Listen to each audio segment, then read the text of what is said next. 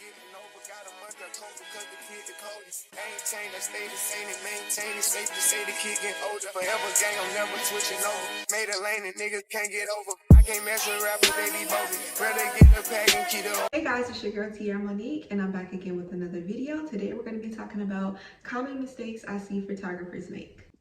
The first mistake I want to talk about is not marketing yourself. You want to make sure you're not the secret photographer, so you want to get across all social media platforms and put yourself and your work out there. Make sure you're on Instagram, TikTok, Twitter, whatever you can think of.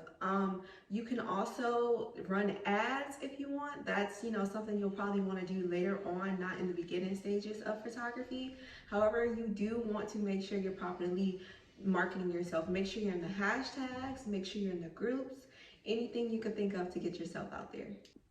Another one that goes hand in hand with marketing is not networking yourself properly. You want to network with other photographers, other models, go to local meetups, local style shoots. Even sometimes you might have to pay for them. However, there's still good opportunities because not only do you meet models that you could work with in the future, you also meet other photographers, and maybe they might not be available one day to take on a client. If you guys are buddies, they might pass you on the client. So always network yourself with other photographers and models. The second thing I want to talk about is undercharging. You want to be careful with undercharging.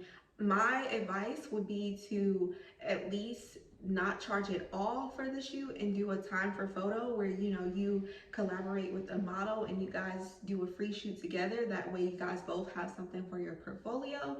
Or I would charge at least $100 minimum, in my opinion, because once you start trying to get yourself out there and start charging $100 or more, you'll get clients that'll keep coming to you. Hey, can you do it for $50? Can you do it for $20? Can you just take this one photo for $15?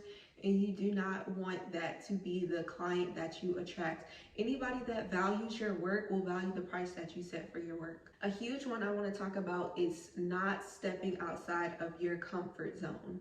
You want to shoot models that you're not typically used to shooting, curvier models, plus size models. That way you're comfortable with shooting everybody, because once you start getting into the photography world, you will get clients of all different styles, races, shapes, anything you could imagine. So make sure you step out your comfort zone so you're prepared for when that happens.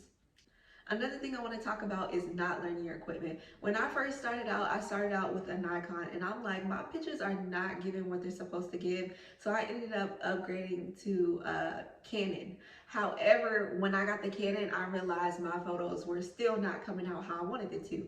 The problem was I did not learn how to shoot on the camera. So the problem wasn't the camera, it was me not knowing how to properly use the camera. So make sure you learn the ins and outs of your camera before you decide to upgrade.